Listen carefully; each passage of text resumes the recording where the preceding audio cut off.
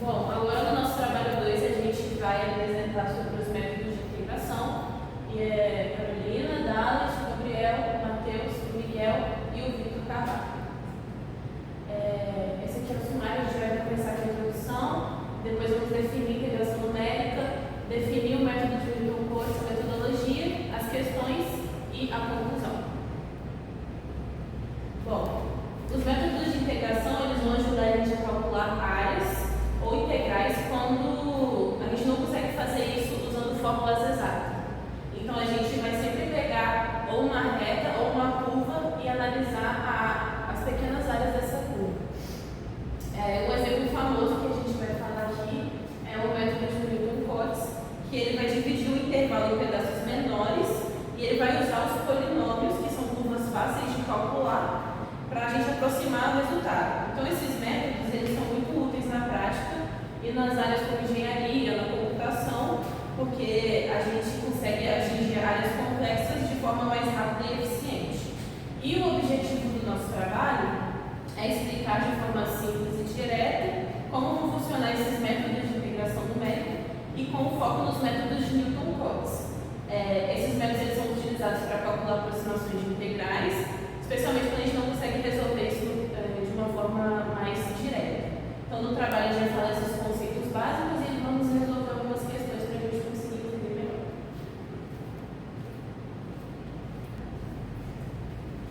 Bom, agora vamos definir um pouco sobre integração numérica, que nada mais é do que um método, assim como a Carol explicou, para a gente calcular as integrais definidas.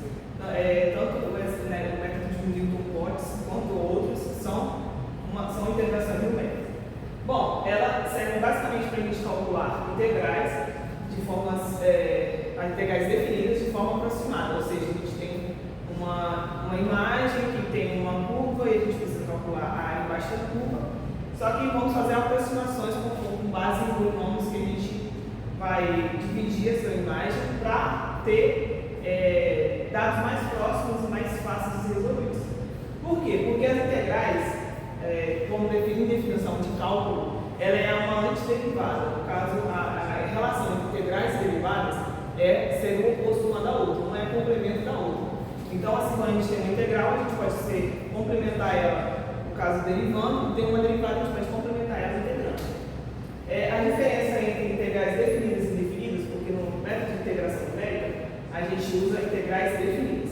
Então, a diferença entre definidas e indefinidas é justamente esse conceito de integral e derivada. As integrais definidas são integrais que apresentam uma função integral ali exata.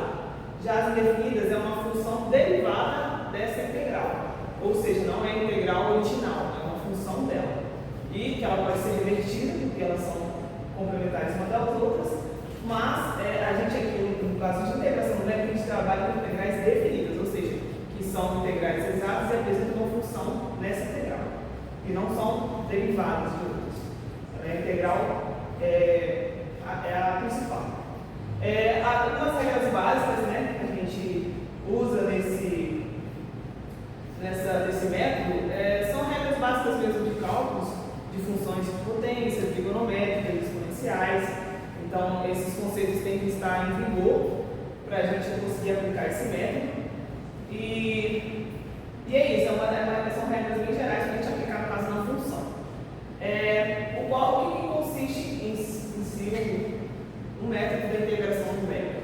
A gente vai substituir essa função por um polinômio aproximado dentro do intervalo, ou seja, a gente vai pegar essa função que está dentro da integral e vai substituir ela pelo valor de área dentro do intervalo, ou seja, eu tenho um intervalo, eu tenho um polinômio que eu vou dividir esse intervalo e a área desse polinômio eu vou usar, no caso, na função, ao invés da função, porque assim os cálculos ficam mais aproximados, porque essas integrais costumam ser muito complexas. Então, para facilitar os cálculos e o processo, a gente transforma todo o conjunto em fatores menores de polinômios, mas todos têm que estar dentro do intervalo.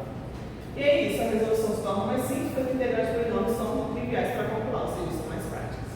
Pode passar. Aqui a gente tem o exemplo prático, né, que é a integral, que varia de um ponto a outro, a função e a derivada derivada nesse ponto. Só que nesse caso, a gente vai estar exatamente substituindo essa função aqui, no caso para polinômios. Aí existem vários métodos para ser trabalhado isso, que a gente vai trabalhar em sequência.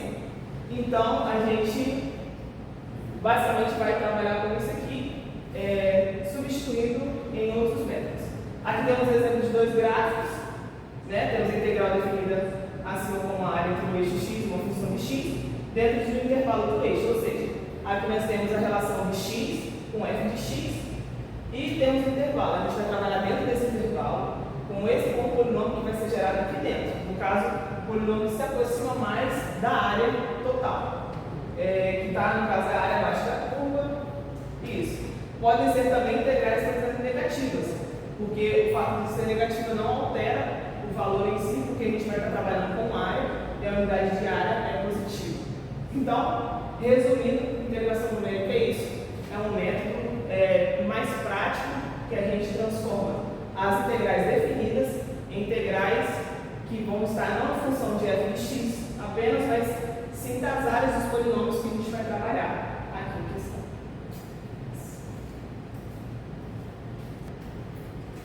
Bom, eu vou falar sobre a definição dos métodos de Newton-Cotes, né, no geral, em que é uma classe de métodos que é utilizada para aproximar integrais definidas, né? Mas o que é a forma geral de Newton-Cotes? O que ela engloba? Ela, tipo, por exemplo, eu quero calcular uma integral, né, de um intervalo de a até b. Eu tenho a minha função e tal, a minha função está definida, a minha integral está definida, mas ela é muito complexa. Ela é uma integral muito grande, uma integral que você não consegue resolver de uma forma mais analítica, né, de uma forma mais simples. Então, o que você faz? Você utiliza desses métodos, utiliza dos códigos e vai ser mais fácil de ser resolvido. Então, o que eu posso fazer? Eu dou um valor de x0 e acho um f de x0 correspondente. Eu dou um valor de x1 e acho um valor de f de x1 correspondente. E eu vou fazendo isso que nada mais é do que você pegar n mais 1 pontos, né, de modo que o intervalo de a até b vai ser subdividido em subintervalos que todos vão ter o mesmo tamanho, né, que é o tamanho h na fórmula, e o grau será, a quantidade de intervalo será de tamanho n. Né? Então a gente tem a nossa fórmula geral aqui, que seria a integral da função, e iria ficar igual a Pn de x, que seriam as diferenças de medida, seriam os polinômios. Então, o utilizo da interpolação polinomial nesse caso também, que nada mais é do que eu também dar n mais 1 pontos e encontrar um polinômio de grau n, e aí, só que aí beleza, encontrei um polinômio de grau n, o que acontece? Né? Você não vai conseguir resolver o problema dessa forma. Então você aproxima o seu problema, essa integral, para um polinômio de grau n. E calcula essa integral aproximada. Então dessa forma a gente consegue achar. A gente tem aqui, a gente vai falar sobre as fórmulas fechadas e abertas, né? As fórmulas fechadas são fórmulas que incluem os extremos do intervalo, né, de A e B, que seriam, por exemplo, a regra de trapézio, as duas regras de Simpsons, que a gente vai falar ao longo desse trabalho, as fórmulas abertas, que ao contrário das fechadas, não incluem os extremos, e seriam a regra do ponto, seria, por exemplo, a regra do ponto médio, que também vai ser falado nesse trabalho logo mais. A gente também tem sobre a fórmula de Lagrange, pode passar. A gente utiliza a interpolação de Lagrange, né, que ela permite que a gente descreva polinômios de grau n, e a gente faz a integral da função por esse polinômio. Então, eu posso substituir aquela fórmula de Pn de x, integral de Pn de x, por IK, não estou com o céu aqui, mas a fórmula é IK, a integral de A até B de Li dx. Que no caso seria mais uma soma ponderada de K até 0, né, de N até IK. Então, com isso a gente consegue derivar uma das regras, que seria a regra do trapézio, né? A gente conseguiria chegar numa das regras destes métodos. E no mais seria isso, a definição dos métodos do grupo. Bom, eu vou falar um pouquinho sobre a regra do trapézio, que ela consiste basicamente em dividir a área da função que a gente está calculando em pequenos trapézios. Né? No caso do trapézio normal, sem ser o composto, é dividir em um único trapézio, utilizando aquela fórmula ali, aquela integral. E aí ela tem um problema, porque às vezes, acabamos colocando a imagem aqui, ela se torna uma aproximação muito genérica, não fica tão precisa quanto a função pede. Então, às vezes é melhor usar, a maioria das vezes acaba sendo melhor usar a regra do trapézio composto.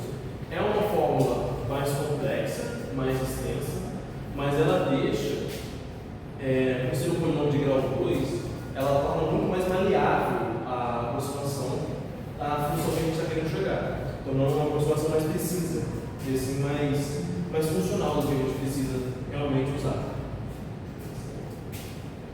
Então aqui a gente tem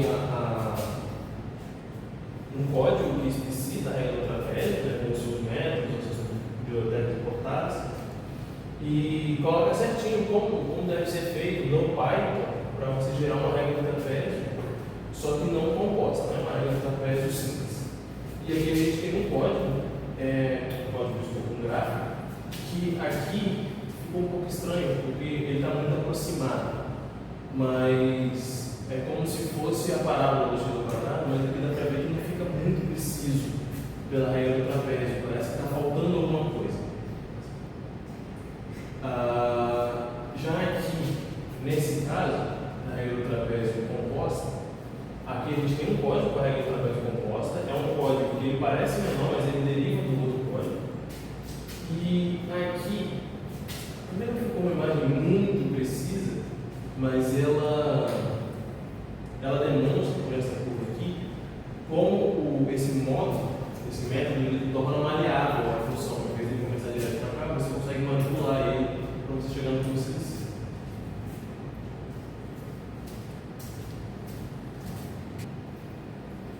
Então, falando mais um pouco sobre a regra de Simpson, ela é dividida em duas partes. A regra de Simpson 1/3, que é para n igual a 2, e a regra de Simpson 3/8, que é para n igual a 3. Ela também é um método de integração numérica que vai utilizar as aproximações parabólicas para calcular as integrais infinitas. Agora, falando um pouco sobre a diferença delas, acontece que na regra de Simpson terço vai utilizar 3 pontos igualmente espaçados e também vai aproximar a função por um polinômio de grau 2, que vai dar uma parábola. E a regra de Simpson 3/8 vai utilizar 4 pontos igualmente espaçados e vai ajustando um polinômio de grau 3, que é uma função única. Porém, ambas as regras são mais precisas que a regra do trapézio, porque elas consideram as curvaturas da função. Além disso, a versão composta dessas regras permite dividir o intervalo em subintervalos menores, aumentando a precisão. Aí, passando o slide agora, a gente vai ter o gráfico e o código da regra de Simpson 1/3 com H constante, que esse aqui é o código, esse aqui é o gráfico, claramente. E no próximo slide a gente vai ter também a regra de Simpson 1/3, só que com o H variando. E ali está o código, aqui está o gráfico. E no próximo slide a gente vai começar a ter a regra de Simpson 3/8, que é com H constante primeiro. E no próximo slide a gente vai ter a regra de Simpson 3/8, só que com um H com diversos valores.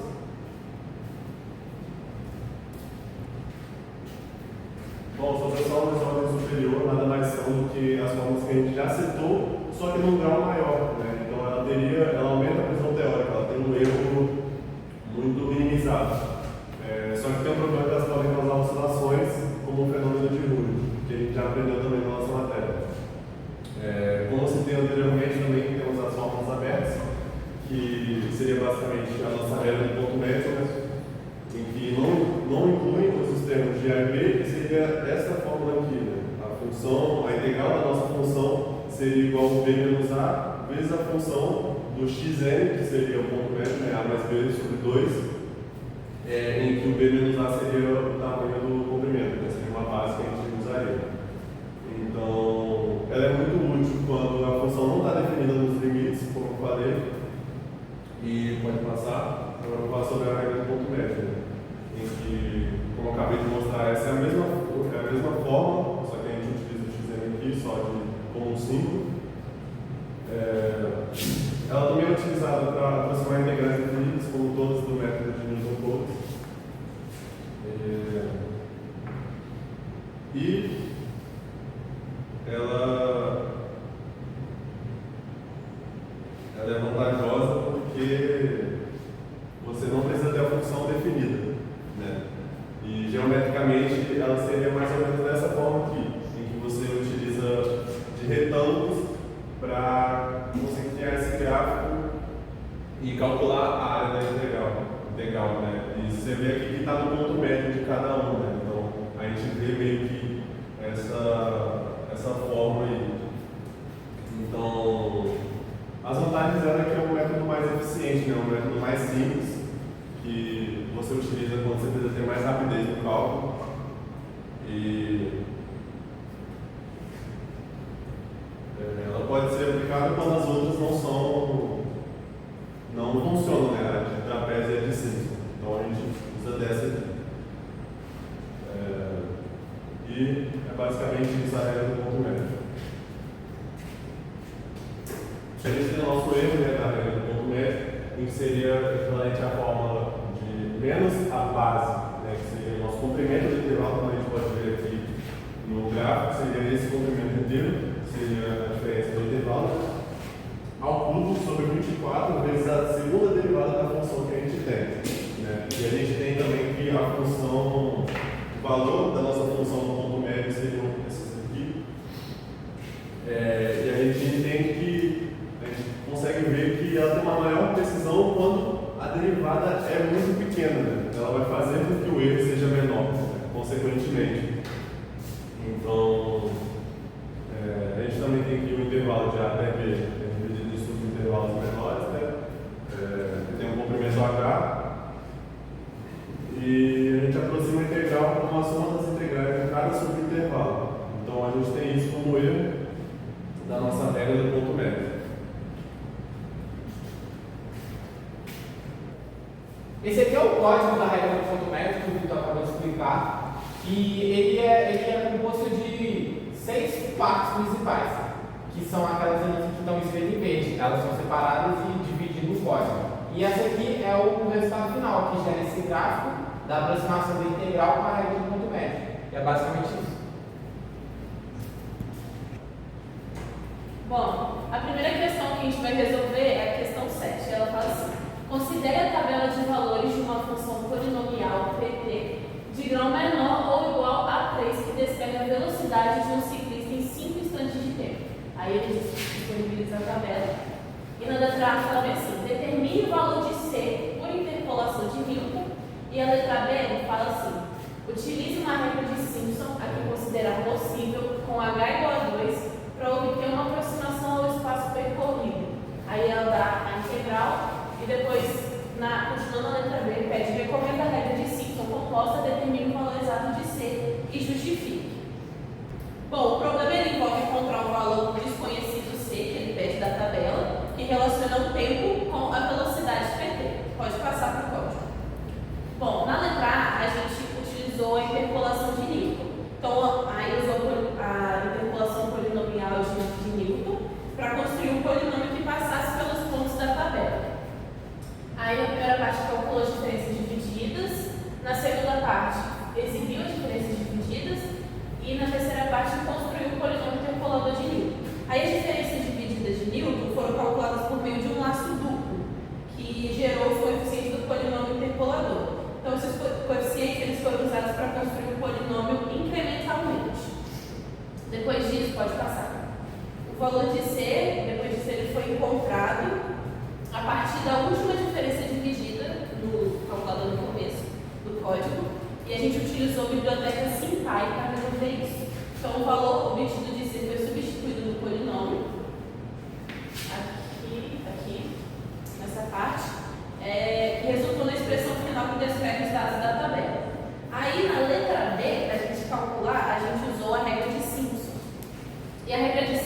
composta foi aplicada para calcular a integral de PT da velocidade, né? Representando o espaço percorrido pelo ciclista. Aí a gente colocou H igual a 2, aqui, e os valores nos pontos extremos e intermediários foram usados na fórmula da regra de Simpson. Então a integral foi calculada aproximando o espaço percorrido e o valor exato de C ele foi ajustado, né, para que a integral total fosse coerente com o espaço percorrido. Pode passar. Aí aqui foi o resultado final, aí o valor simbólico de C deu esse número aqui, 4,75, e o espaço percorrido é de 8,6 e o valor exato de C para H igual a 4,75.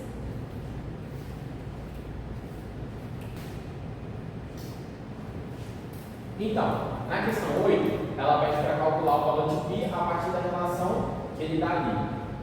π sobre 4 e a integral que ele deu. Então, nessa questão, foi necessário calcular a integral definida de uma função, que é essa função que ele deu. E a gente vai usar nela a regra do trapézio e a regra de Simpson texto. E, posteriormente, a gente vai comparar os resultados. Pode passar o slide.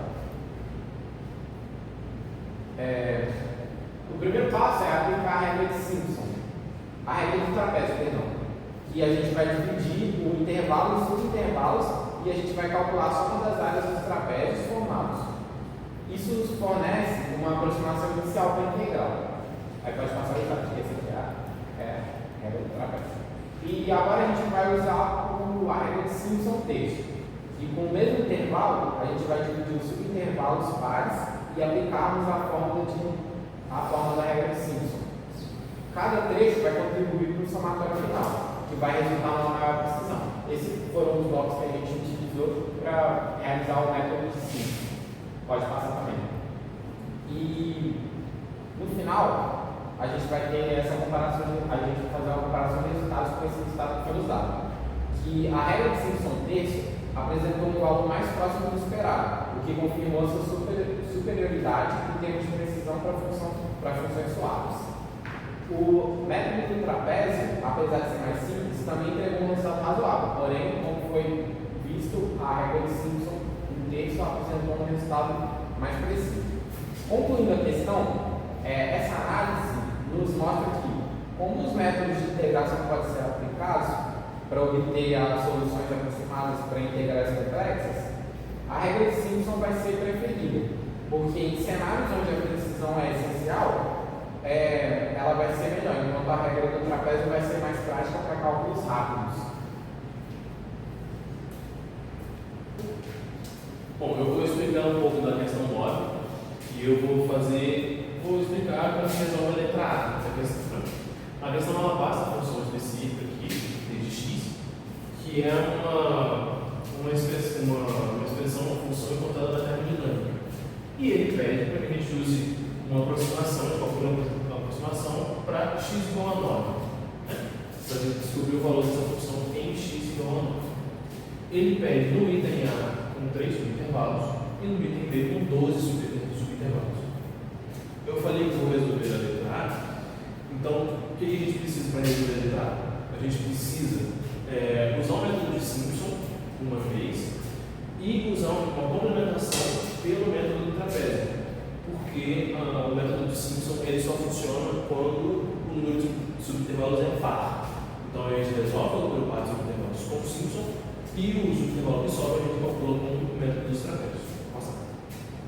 Então aqui está o código. A gente tem 5 blocos de programação desse código, sendo que cada um deles, até o quarto, ele implementa, até o terceiro, ele implementa uma função de programação, então uma função numérica. Então, ele primeiro, ele define uma função para conter aquela função numérica do enunciado. Essa que é a função que está dentro da integral, não tem aquela parte a não ser integrada ainda do dx. Ele usa mais duas funções para definir, mas uma função só em 2 blocos, para calcular o método de Simpson e depois calcular o método dos trapézios, né, os trapézios aqui. E aqui nesse pedacinho final aqui ele calcula de fato quanto fica essa função. nesse terceiro bloco, ele vai calcular aquela parte do dx, que era a parte que não estava dentro da integral. No quarto bloco, ele aplica, é uma função também, ele aplica os resultados das funções anteriores, ele usa o x igual a 9. Ele propriamente aplica o x igual a 9 para descobrir o valor das funções. E no bloco 5, ele junta, ele aciona cada uma dessas funções, utilizando os valores obtidos aqui no bloco 4, né? Então, começando do zero, nos níveis de integração de 0 a 9 e usando o ponto 9, x igual a 9. E calculando de fato o valor da função com x igual a 9. Então aqui a gente tem as impressões e o plot do gráfico, realizado pelo código. Então a gente tem aqui o valor da integral, só daquela parte da integral, e o valor do d de x total, né? Que é a parte da integral com aquela parte que estava fora da integral. Quando o ponto x igual a 9 é aplicado. E aí a gente tem aqui o gráfico, né? O gráfico aqui, como é que ele funciona? Essa linha rosa é a função original que foi dada pelo exercício. A linha vermelha é a aproximação, é a função que foi a aproximação calculada pela regra de Simpson somente. E essa linha pontilhada é a linha que foi calculada pela implementação do trapézio. Então a gente tem aqui 1, 2 subintervalos calculados pela regra de Simpson e o terceiro calculado pelo trapézio.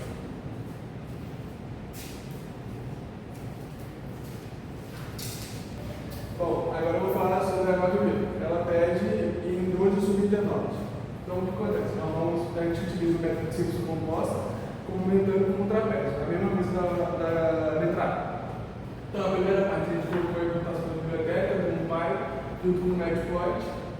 Depois a gente colocou a função a ser integrada, que a gente utilizou a função que foi dada no começo do exercício. No bloco 2, utiliza a regra de Simpson composta, com a complementação do trapézio. Além de que, quando o número de intervalos n é par, e se n for ímpar, o número de subintervalos exige um ajuste, que é no caso usando o método do trapézio. No bloco 3, a gente calcula o valor de d de x, onde é o valor da integral, o valor, e retorna ao x elevado a 3. Pode passar.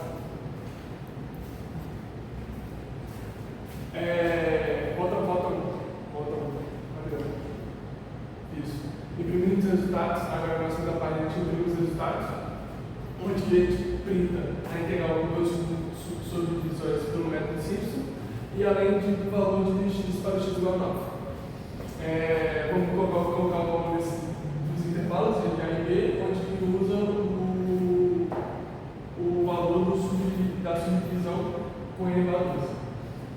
Além disso, a gente vai poder plotar os resultados, onde vai plotar a figura. No bloco 3, a gente vai fazer a curva da função, usando a primeira e o pais, e além de plotar, mudando algumas funções dela, para calcular o valor da função que foi dada no início da questão. E, além disso, vamos plotar os resultados, né, fazendo somente os pontos e as linhas para os círculos.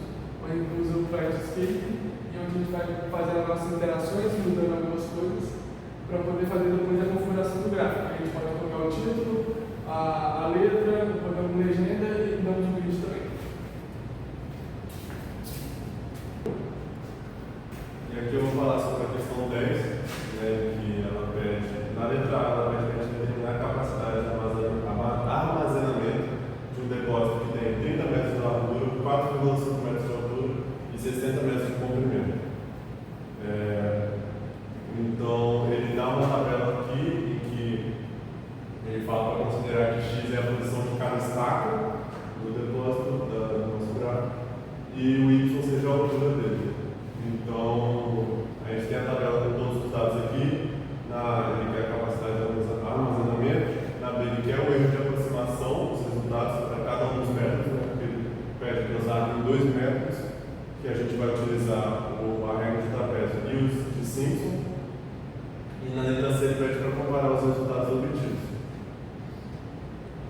aqui a gente tem o nosso código, em que a gente tem aqui os dois métodos que a gente vai utilizar, né? A gente só aplica a fórmula do método dos trapézios, a gente joga aqui e define uma função. A área também, né? Que seria a base do trapézio, a base não, a área do trapézio, né? Então a gente tem uma área constante e tal, a gente só joga na fórmula que a gente vai conseguir achar o resultado. Integral de Simpson é a mesma coisa, a gente joga a fórmula do integral de Simpson, a gente tem um número de intervalos, então a gente só aplica um código da soma dos termos ímpares e uma soma dos termos pares para a gente jogar depois na área e a gente obter o resultado. Depois a gente só calcula o volume, multiplica na área vezes o comprimento, né, que é assim que você acha o volume, a gente define a função para isso e depois a gente só prima, pode passar para o outro. Aí a gente tem todos os dados aqui, né, que são a altura das estacas e tal, e o comprimento do depósito. E aí a gente bota para a área pelo método de trapézio receber a nossa integral que foi feita pela regra de trapézio e a de Simpson receber a integral que foi feita pelo método de Simpson. Então a gente acha a integral de cada um e depois a gente só multiplica pelo comprimento que é 60, que a gente já definiu aqui em cima, que a gente vai conseguir achar o volume deles. Então aqui a gente só prende os resultados, né? Em que a gente teria pelo método do trapézio, a área pelo método do trapézio, a área do Simpson, volume pelo trapézio e pelo método de Simpson. E embaixo a gente consegue achar o erro só fazendo a diferença entre os dois, né? Que isso que é meio que comparável, né? Então a gente já compara esses dois por essa forma. Pode passar, a gente vai ter o resultado aqui, como a área pelo método do trapézio sendo de 92,5 metros quadrados. E pelo método de Simpson sendo 96 metros quadrados, né, aproximadamente. E o volume, pelo método de trapézio, sendo 5.550 metros cúbicos. E pelo método de Simpson, 5.800 metros cúbicos. O erro que ele pede é sobre a área, então a gente vê que o erro foi de 4,167 metros quadrados. Então, só por esse código a gente conseguiu resolver as três letras aí. Então a questão 10 é basicamente isso. Bom, aqui na questão 11 é uma questão que envolve área, trabalho, erros e todas as fórmulas que a gente trabalhou até agora. Gerado tudo isso, a gente vai jogar no código para chegar no resultado. A questão trata assim: suponha que na construção de um templo egípcio com 150 metros de altura foram necessários muitos anos, durante os quais cada operário realizou 1.742 vezes 10 a 6 kg por metro de quantidade de trabalho. Então, o primeiro dado que a gente tem é a altura, o segundo é a quantidade de trabalho por operário. E sabe-se que a seção transversal horizontal do edifício, a altura x, é um quadrado cuja área é dada por. Aí assim nós temos a fórmula da área da seção transversal horizontal do edifício. Através da fórmula que dá a quantidade de trabalho total realizado, aí dentro da fórmula então do trabalho total, que é uma integral, em que P é do 2014 kg por metros cúbicos, representa a densidade da rocha. Calcule letra A, o trabalho total, usando separadamente duas fórmulas compostas de integração com base em 5 pontos. Letra B, o erro de trucatura, cometido na linha A e comentar os resultados. E a letra C pede o número de operários utilizados na construção do templo. Então a gente vem para esse código aqui. A gente dá a entrada, né, nas bibliotecas que a gente vai usar e coloca os dados aqui em sequência. A primeira coisa que a gente faz é definir a função tanto da área quanto da parte de integrar essa área, que é no caso do trabalho, que é a fórmula que a gente tem, que o enunciado dá. E assim a gente lança esses pontos fazendo essas funções. A gente vai usar, nesse exemplo, a fórmula composta de Simpson e do trapézio, porque ele pede duas, né, para discutir resultados. Então, a primeira coisa que a gente faz é calcular justamente isso, o trabalho total nas duas formas. Então, a gente, conforme o código vai sendo passado, a gente encontra o trabalho total tanto pela forma de Simpson quanto pela forma de trapézio. Essa foi a letra A, foi calculada aqui nesse código. A letra C, que é o número de operários, a gente calcula agora. Né? A gente faz o trabalho por operário e depois a gente faz a relação do trabalho total relacionado ao trabalho dos operários, no caso individual. Aí a gente também, tanto em Simpson quanto na forma de trapézio, a gente conta esse resultado. E a letra B, que pede o erro de truncatura, a gente também vai entrar aqui na expressão, né, que calcula esse erro, a gente deriva eles e faz um filtro aqui para encontrar, no caso, o maior valor. O erro máximo ocorre em extremidades, então a gente faz uma análise para esses erros. Também é calculado o erro de truncatura nos métodos de trapézio Simpson, para a gente fazer uma análise. E assim, pode passar, a gente imprime os resultados em questão. Nos resultados, a gente tem o trabalho total do método de Simpson de 5,735 elevado a 11 kg por metro. E pelo método do trapézio, a gente tem 5,45 dessas mesmas unidades, elevado a 11 kg por metro. Isso mostra que tem uma proximidade desses dois números, ou seja, os dois métodos ainda eles estão usando pelos mesmos parâmetros. Já o número de operários pelo método de Simpson, a gente tem 329.230 por esse método e pelo trapézio 313.225. Também, considerando os dois, os resultados estão próximos também, estão similares. Mas no erro de truncatura, quando a gente calcula, a do trapézio foi 3,16 elevado a 10 a sétima kg por metro, só que o erro de truncatura de Simpson foi 0. Então, isso leva a crer que, como o erro de Simpson está bem próximo do que 0, no caso, nesse exato, a gente tem mais confiança nos dados trazidos por esse método do que o trapézio que ainda possui uma certa margem de erro. Então, o resultado final, concluindo tudo e comentando sobre eles, é que os métodos de trabalho total de Simpson, operado pelo método de Simpson, tal como o erro, são mais confiáveis, são mais indicados para ser a resposta dessa questão. Bom, agora eu vou falar sobre a conclusão. No nosso trabalho, a gente abordou alguns métodos muito importantes. Então, a gente falou sobre os métodos de integração, né, os pontos médios, o trapézio e o método Simpson, que destacou também sua facilidade de interpretação e uma precisão. Com o Simpson a gente oferece um pouco maior de precisão. Com os intervalos um pouco mais extensos, a gente utilizou as versões opostas de todos esses métodos, onde a gente consegue dividir o valor dos subintervalos menores, para isso poder facilitar um pouco mais, né, e melhorar a precisão dos cálculos. Além disso, a gente utilizou as fórmulas de Newton-Cotes, que utilizam que os utilizados de polinômios de maior grau, que assim pode ser aumentado, e a precisão pode causar um pouco de oscilações, dependendo da função, se for suave ou não. E também foram usadas comparações entre os métodos, né, que acabam considerando um pouco mais de precisão, de publicidade e aplicabilidade, sugerindo também o uso do método de adaptativos nos algoritmos que a gente poderia utilizar. A gente ainda colocou as questões que a gente pôde demonstrar alguns códigos que fizeram complementasse a nosso trabalho.